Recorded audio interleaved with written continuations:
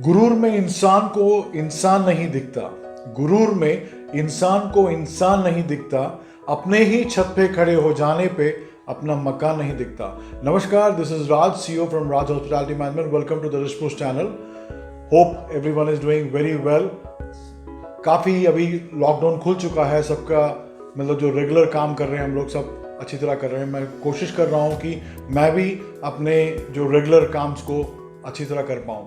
काफ़ी दिन तक कुछ लोग हम लोग अपना काम नहीं कर पा रहे थे, बट यही कोशिश रहेगी कि अब जब लॉकडाउन सब कुछ खुल गया है, सेफ्टी जो बहुत इंपॉर्टेंट है, हाइजीन जो बहुत ही इंपॉर्टेंट है, इसको हम लोग प्रायोरिटी देने के बाद हम अपना काम करते रहें। बिकॉज बैठे रहेंगे कुछ नहीं होने वाला है, बट आगे बढ़ने की बहुत important, it is very important to see that we have to keep moving. तो आज कुछ नया सुनते हैं। आज के बारे में जो मैं बात कर रहा हूँ, एक बहुत ही इंपॉर्टेंट चीज़ है कि कई लोगों में हमने देखा होगा सुपीरियरिटी कॉम्प्लेक्स। सुपीरियरिटी कॉम्प्लेक्स जो बोलते हैं उसको श्रेष्ठता की भावना बोलते हैं। लोग सोचते हैं कि कई देख लोग है ना, बोलता है या तू क्या बोलते हैं, अपने आप को जो बहुत ज़्यादा बड़ा समझता है या बड़ापन दिखाता है। ओए तू क्या कर रहा है, तू क्या कर सकता है, ओए तो अपने बारे में दूसरों को डराने की कोशिश करते रहते हैं और अपने आप को सोचता है कि मैं बड़ा हूँ, दूसरा कुछ भी नहीं है बोल के। वो जो सुपीरियरिटी कॉम्प्लेक्स जो बहुत ही इंपॉर्टेंट चीज़ होती है कि कभी कभी हम देखते हैं कि लोग बात करते हैं कि अपनी बड़ाई करेंगे और दूसरों की हमेशा गलती निकालते रहेंगे। वो ठीक नहीं है, वो ठीक नहीं है, वो ऐसा है, मैं ऐसा हूँ। वो यही सोचते रहते हैं कि वो गलत है, मैं बिल्कुल सही हूँ। एंड अपना रोब हमेशा जमाने की कोशिश करते रहते हैं। कई लोगों को आपने देखा होगा, कुछ भी नहीं होगा, अंदर से कुछ भी नहीं होगा, बट बाहर से एक गुब्बारे की तरफ फुला हुआ दिखाई देगा। अपने आप को एकदम उठा के दिखाएगा, भाई मैं ऐसा हूँ, रोब है। अंदर से वो खोखला रहेगा, बाहर से अपने आप को बहुत ही क्या बोलते हैं उसको, क्या बोलते हैं, अपने आप को बहुत ही हीरो समझ जाएगा। 30 मार खान बोलते हैं ना, अपने आप को 30 मार खान समझता रहेगा। कई लोग ऐसे देखा होगा आपने, दादागिरी दिखाने की कोशिश करेगा, बट एक्चुअली वो दादा नहीं है। उसको अंदर पता है वो बहुत ही वीक है।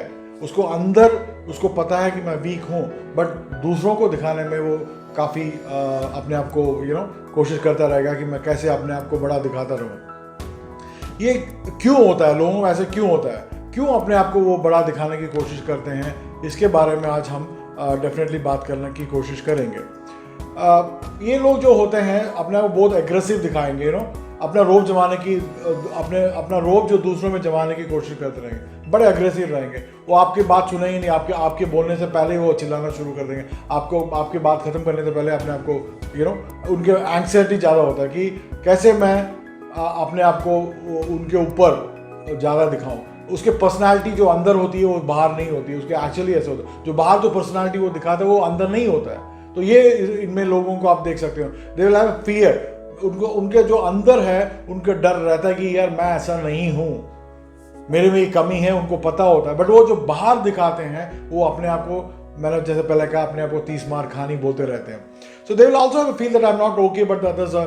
उनको पता है कि वो ठीक हैं, वो सोचते हैं कि वो ठीक हैं, दूसरा ठीक नहीं है। उनको यही सोचते रहते हैं कि मैं तो परफेक्ट हूँ, दूसरा परफेक्ट नहीं है। ये गलती उनको दिखाते रहते हैं। They keep finding fault on others. हमेशा दूसरों में जो कमी है वो दिखाते रहते हैं कि उनके खुद पर से जो जो क्या बोलते हैं, उनको लगता है कि मैं बिल्कुल परफेक्ट हूँ, मैं तो ठीक कर रहा हूँ, मैं तो बिल्कुल ठीक हूँ, दूसरा यार ऐसा नहीं है बोल के बोलते रहते हैं।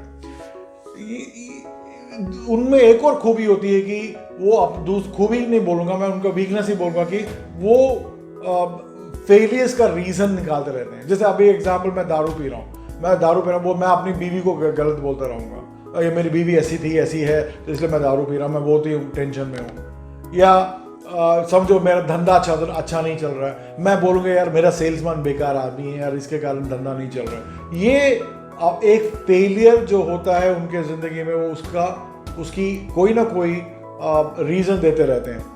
एंड ऑलवेज उनके दूसरों को ब्लेम करते रहेंगे, उनके क्वालिटी पे ब्लेम करते रहेंगे एंड हमेशा गलतियों का जस्टिफिकेशन देते रहेंगे, कोई ना कोई रीज़न बता रहेंगे इसके कारण।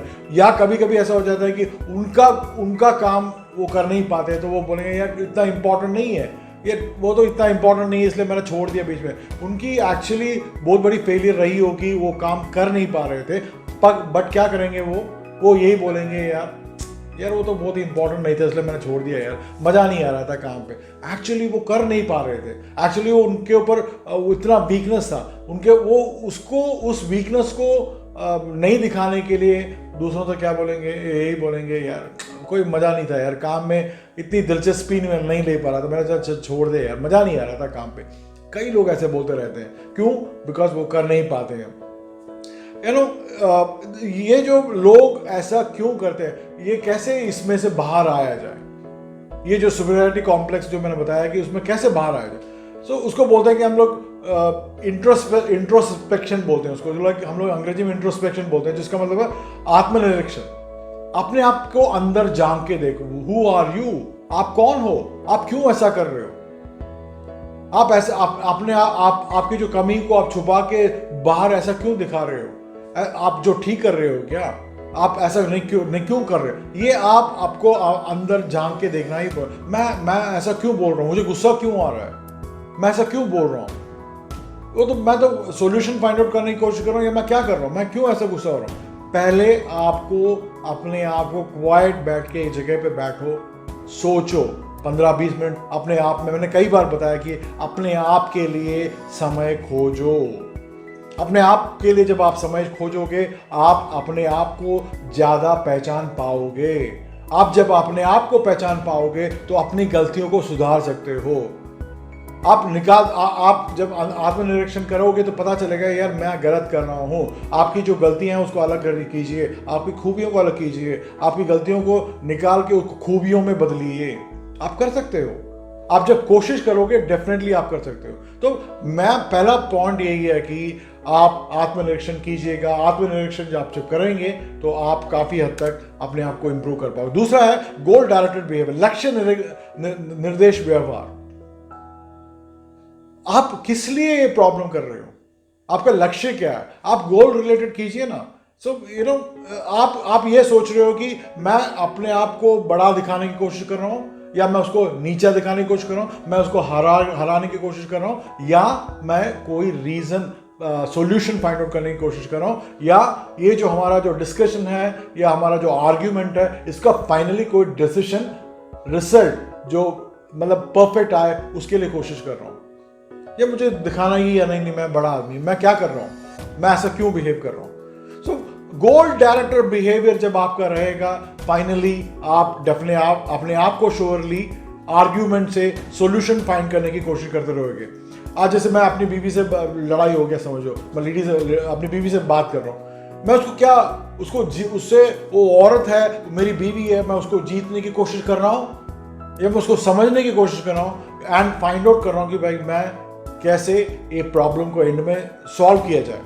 जैसे यू नो, तो जब आप एक रीज़न को अंडरस्टैंड करते हो, रिजल्ट को आप सॉल्यूशन में बदलना चाहते हो और 100% सॉल्यूशन में बदलना चाहते हो, तो आप अपने आप को डेफिनेटली उसमें से निकाल सकते हो। नहीं तो आपका इसका मतलब है कि आपको फियर है आप हार जाओगे, आपको डर है कि आप हार जाओगे, इसलिए शायद आप आर्ग्यूमेंट करते रहोगे।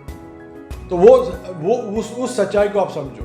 तो end of the day you have to find a solution that मैं इसको ठीक करना चाहता हूँ, मैं इसको रिजल्ट देना चाहता हूँ, तो इसलिए मैं आर्ग्यूमेंट कर रहा हूँ। तो उस आर्ग्यूमेंट का रिजल्ट भी अच्छा ही आएगा। जब बट मैं आर्ग्यूमेंट को अपने आप को बोलता हूँ नहीं मैं तो बड़ा आदमी हूँ यार, मेरा एक्सपीरियंस ज़्यादा है, मैं उससे बड़ा हूँ, इसलिए मैं उसका नहीं सुनना चाहता हूँ, मैं अपने आप को अपना पावर दिखाना चाहता हूँ, तो आप डेफिनेटली आप रिजल्ट नहीं आएगा, आप गलती करते रहोगे। The purpose of you is focus and the goal directed behaviour. अगर आप जब भी गोल डायरेक्टेड बिहेवियर, जो मैंने आपको कहा लक्ष्य निर्देशक आप व्यवहार जब करोगे, अपने आप को चेंज करने की कोशिश करोगे, तो आप डेफिनेटली 100% रिजल्ट आएगा।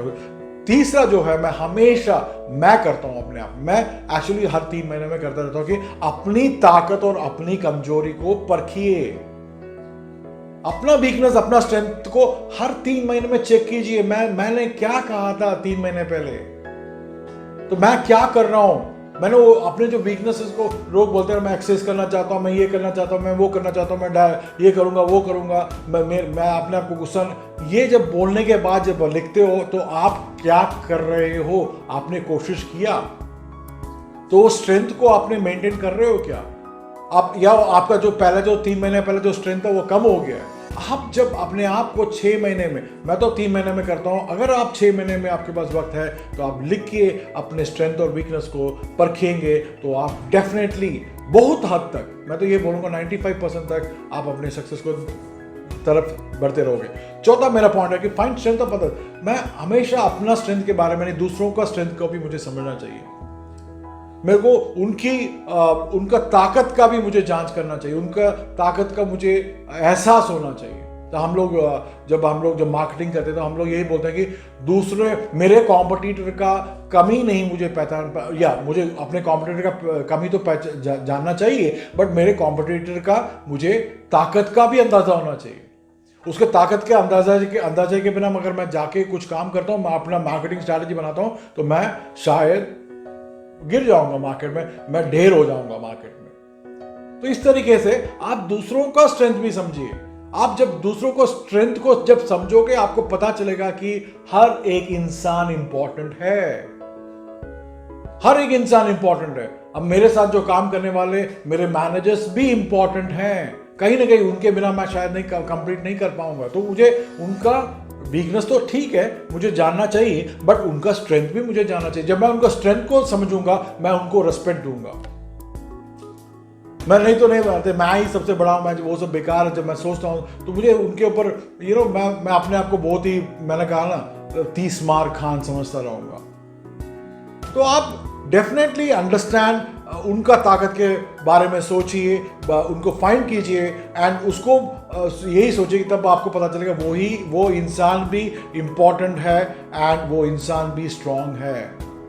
दूसरा आदमी भी इम्पॉर्टेंट होता है, दूसरा आदमी भी ताकतवर होता है एंड आप जब समझते हो तो आप अपने आप को कंट्रोल में लेके आओगे। आप उससे जब बात करने का आपका जो तरीका है वो डेफिनेटली बदलेगा। एंड पांचवा बहुत इंपॉर्टेंट पॉइंट है, मैं हमेशा बोलता रहता हूं कि स्लो योर रिएक्शन, अपनी प्रतिक्रिया धीमी करें। बहुत इंपॉर्टेंट है। हम लोग फट से कुछ बोल देते हैं, कोई कुछ नहीं बोले फट, तो अगर आप उसको थोड़ा बोलने के बदले आप सुनेंगे, तो instead of saying something and if you can listen, you will find lot of changes in you। काफी हद तक आप चेंजेस लेके आ सकते हो। आप सुनिए क्या बोलना चाहते हो, ठीक है बोलो।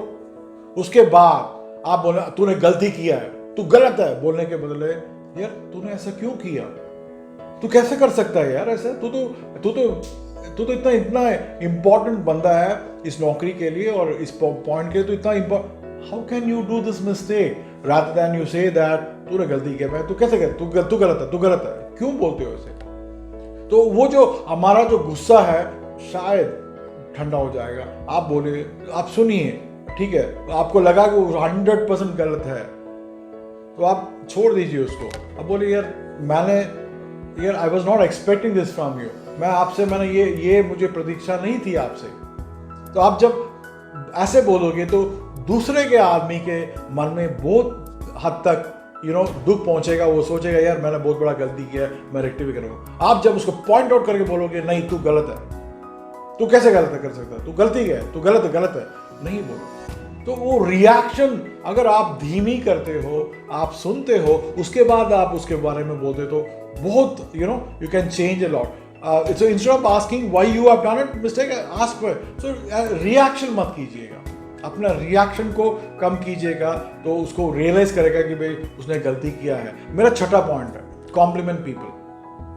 हम लोग क्या बोलते हैं, मैं हमेशा यही बोलता रहता हूँ कि जो मुझे मेरे गुरु ने जो सिखाया, मैं हमेशा वो मेरे को बोलते थे, तू अगर 5 बार किसी की गलती निकालता है, किसी की भी हो, और या मैं भी फॉर एग्जाम्पल क्या बोलता है कि क्रिटिसाइज करता है, 5 बार क्रिटिसाइज करता है, तो 25 बार अप्रिशिएट किया कर। 25 बार ऐसे ही अप्रिशिएट करना शुरू कर दोगे आप, oh you are wonderful, fantastic, super, ऐसे बोलते रहोगे, मजाक में बोलते रहोगे, ऐसा नहीं होता है। आप जब किसी को अप्रिशिएट कर रहे हो, आप प्लीज ध्यान से सुनिएगा, आप जब किसी को अप्रिशिएट कर रहे हो इसका मतलब है आपने उसके स्ट्रेंथ को जांचा है, आपने उसके स्ट्रेंथ को पहचाना है, आपने उसके स्ट्रेंथ को पहचानने की कोशिश किया है। आपको लगा कहीं कि आपको एहसास हुआ कि हाँ भाई ये इसमें कुछ बात है, तो तभी आप अप्रिशिएट कर रहे हो ना। तो आपको तो इसका मतलब क्या हुआ, अगर आप 5 बार किसी को क्रिटिसाइज करें तो 25 बार आपको अप्रिसिएशन करना चाहिए। आप लिख के रखो ना, आज मैंने इसको गलती बोला, उसको गलती बोला, उसको गलती बोला, उसको बोला ये ठीक नहीं है, उसको, बट आपने 25 बार किसको अप्रिशिएट किया? आपके जो कुक ने खाना बनाया, आपने कहा यार मजा आ गया, आज तो खाना बहुत अच्छा था। या आपने अपने हाउसकीपिंग वाले को या अपने घर में जो सफाई करने वाले बोले आपने तो कमाल कर दिया, एकदम चमक रहा। या आपके धोबी ने जो आपका कपड़ा आयरन किया, बोला यार मजा आ गया यार, एकदम क्रिस्प, एकदम बढ़िया नया कपड़ा लग रहा। या आपने बीवी को बोला कि यार आज तो मैं उंगली चाटता रह गया। या आपने बीवी को अप्रिशिएट किया कि आज ऐसा दाल आपने बनाया, मुझे मेरी माँ की याद आ गई। आपने कुछ कहीं किसी को ऐसे अप्रिशिएट किया या बोला यार दाल में नमक कम है, यार तू क्या कर रहा है, यार तू क्या है ये, ठीक है तू 5 गलती निकाल, बट 25 बार तो अप्रिशिएट कर। जब आप अपने आप को ऐसे चेंजेस लेके आओगे तो काफ़ी आपके जो स्ट्रेंथ होता है, आपका जो कॉन्फिडेंस होता है वो बिल्ड रहता रहेगा। And when you have complement them you have to find strength. तो जब भी आप कॉम्प्लीमेंट करते हो तो आपको उसको स्ट्रेंथ के बारे में, आप जैसे मेरे ऑफिस में कोई है या मेरे जो मैं काम करने वाला किसी को अप्रिशिएट करता हूँ, मैं समझता हूँ यार उसने तो बेहतरीन काम किया है, यार उसका इतना स्ट्रेंथ है उसका, इस तरीके से। तो मेरा लास्ट पॉइंट जो मैं बोलूँगा कि इमोशनल इंटेलिजेंस, मैं हमेशा बोलता हूँ कि EQ बोला जाता है, इमोशनल इंटेलिजेंस को भावात्मक बुद्धि। मैंने पिछले वीडियो में बताया कि आप भावात्मक फूल मत बनिएगा, इंटेलिजेंट क्या बोलते हैं, इमोशनल फूल मत बनिएगा। आप कभी भी अपने आप को इमोशनल फूल मत बनिएगा, इमोशनली अपने आप को वीक मत समझिएगा। या आप अगर आप में सुपीरियरिटी कॉम्प्लेक्स है तो इसलिए आपका जो इमोशनल इंटेलिजेंस वीक है, तो उसको कम कीजिएगा। आप इमोशनली बहुत वीक हो तभी ये सुपीरियरिटी कॉम्प्लेक्स आता है। आप मैं कुछ भी नहीं हूं, मुझे आपको अंदर पता है, बट आप बाहर दिखाने की कोशिश करते हो नहीं मैं बहुत बड़ा तीर हूं। इस तरीके से अगर आप जब अपने आप को कोशिश करोगे एंड इमोशनल इंटेलिजेंस को कंट्रोल करोगे, अपने आप को डेफिनेटली आपको समझ में आएगा या मैं तो गलत हूं, वो ठीक था, तो मैं अपने आप को कैसे अपने आप को कैसे मैं चेंज कर सकता हूं। Emotional intelligence is very very important. You know, जो मैंने आपको पहले सब्जेक्ट में पहले कहा कि अंदर की जो पर्सनालिटी और बाहर की पर्सनालिटी में काफ़ी डिफरेंस होती है, तभी जाके हम लोग डरे होते हैं। हम लोग सोचते हैं यार वो तो मेरे से स्मार्ट है, वो तो मेरे से ज़्यादा ताकतवर है, बट मैं दिखाना चाहता हूँ कि मैं भी ज़्यादा ताकतवर हूँ, बट अंदर आप खोखले हो, अंदर आप बहुत ही वीक हो, बट बाहर दुनिया में आप कुछ और दिखा रहे हो।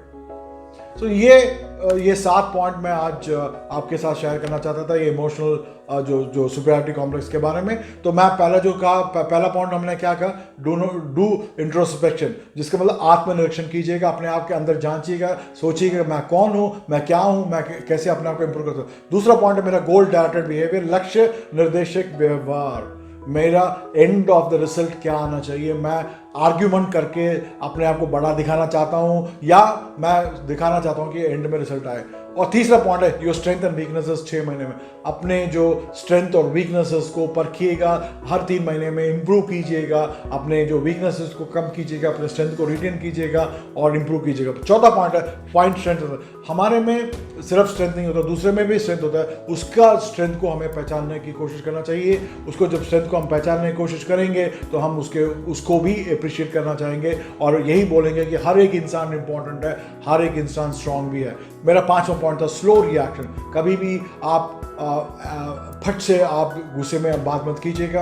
आप इंस्टेड ऑफ आप उसको डांटने के बदले आपको सुनिएगा, सुनने के बाद उसको सोचने की कोशिश कीजिएगा, उसको सोच में डाल दीजिएगा। रादर देन आप बोलोगे आप गलत हो, आप बोलेंगे यार तू कैसा कर सकता है यार ऐसा, इस तरीके से आप बात कर सकते हो। मेरा 6वां पॉइंट था कॉम्प्लीमेंट। आप गलतियां निकालिए, ठीक है, आप कॉम्प्लीमेंट्स भी दीजिएगा, आप मुबारकबाद भी दीजिएगा। आप हमेशा गलती मत दिखाइएगा, आप मुबारकबाद भी दीजिएगा, कॉम्प्लीमेंट्स दीजिएगा, यस तूने अच्छा आज काम किया। 7वां था मेरा इमोशनल इंटेलिजेंस। मैंने पहले बोला कि भावात्मक बुद्धि आप यूज़ कीजिएगा, EQ जिसको बोला जाता है।